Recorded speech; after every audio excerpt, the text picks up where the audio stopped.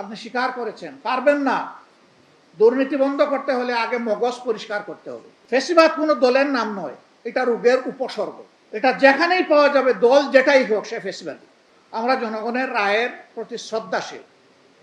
এই বাংলাদেশে, পূর্ব পাকিস্তানে যখন এই জনগণের রায়কে উপেক্ষা, অগ্রাহ্য, অপমান করা হয়েছে, যারা করেছে তাদেরকে চরম মূল্য দিতে হয়েছে। শেখ হাসিনা করেছে 14 নির্বাচন, 18 নির্বাচন, 24 নির্বাচন, সেইটার মাসুল তাকে গুনতে হয়েছে। ওনারাও এখন অ্যাবসলিউট পাওয়ার গ্রাবিং এর দিকে যাচ্ছেন। সব ক্ষমতা ওনাদের হাতে নেবেন। অ্যাবসলিউট পাওয়ার means absolute corruption door open করে আমরা দেখতে পাচ্ছি পরিষ্কার। ধন্যবাদ মির্জা ফখরুল ইসলাম সাহেব, আপনি বলেছেন 4-5 মাসে কোনো পরিবর্তন হয়নি, বরঞ্চ দুর্নীতির প্রবৃদ্ধি হয়েছে। আপনি স্বীকার করেছেন, পারবেন না। দুর্নীতি বন্ধ করতে হলে আগে মগজ পরিষ্কার করতে হবে। মানসিকতার পরিবর্তন ছাড়া চাঁদাবাজি, দুর্নীতি আপনারা বন্ধ করতে পারবেন।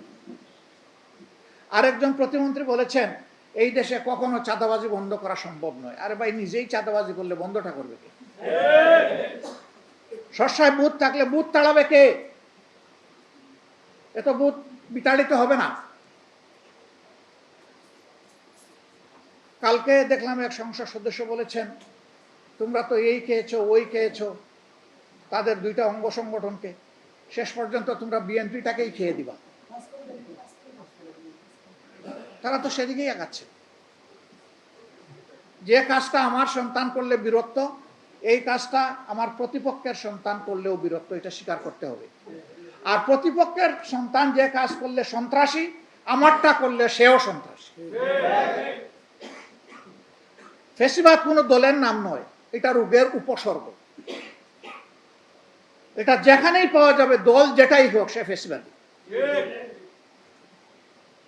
আমাদের সরকার ফেসিবাদের পথে হাঁটবে এটা আমরা কল্পনাও করি, কারণ তারাও তো 15.5 বছর মজলুম ছিলেন। তাদেরও তো সহকর্মীবৃন্দ গুম হয়েছেন, গুম হয়েছেন, মামলার শিকার হয়েছেন, পঙ্গু হয়েছেন, দেশ দেশান্তরী হয়েছে। তারা এত তাড়াতাড়ি ভুলে যাবেন এটা তো আমরা কল্পনাও করি। আমরা তাদেরকে বলবো দেশবাসীর প্রতি তো সম্মান দেখাবেন। এর আগে আপনাদের গুমের শিকার, খুনের শিকার এই পরিবারগুলোর প্রতি অন্তত সম্মান দেখান। সেই সম্মান দেখালে ফেসিবাদের কোনো ছায়া এই দেশে থাকতে পারে না।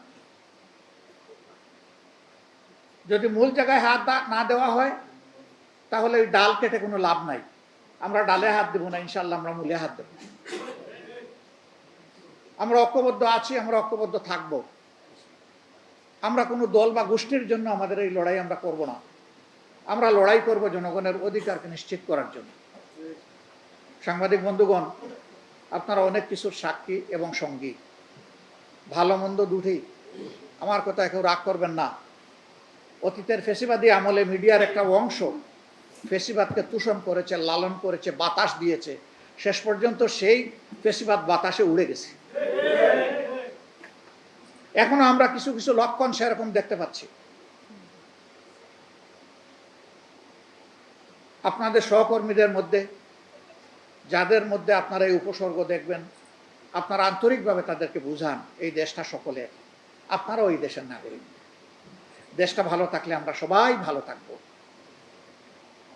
কিন্তু এটাও ঠিক যে সাহসিকতার সাথে ফেসিবাদের বিরুদ্ধে অনেকে আলহামদুলিল্লাহ তারা আওয়াজ তুলেছেন, গর্জন করেছেন। তাদের লিখনীতে, বক্তব্যে, মিডিয়ায় আমরা তাদেরকে সাধুবাদ জানাই। আমরা সত্যিকারের বীর হিসাবে আমাদের মিডিয়াকে দেখতে চাই। কলম যোদ্ধা অথবা আপনারা বাক যোদ্ধা যেটাই বলেন, আপনারা তো যোদ্ধা।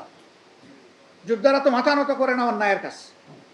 আপনারা বীর হিসেবে দায়িত্ব পালন করে চলমান এই আন্দোলন ন্যায্যতার ভিত্তিতে যতটুকু দেখবেন আমাদেরকে সহযোগিতা করবেন। আমরা কোনো ভুল করলে আমাদেরকে ধরে দিবেন, সংশোধন করে দেবেন। আমরা কথা দিচ্ছি আমাদের সব কিছু জনগণের স্বার্থে।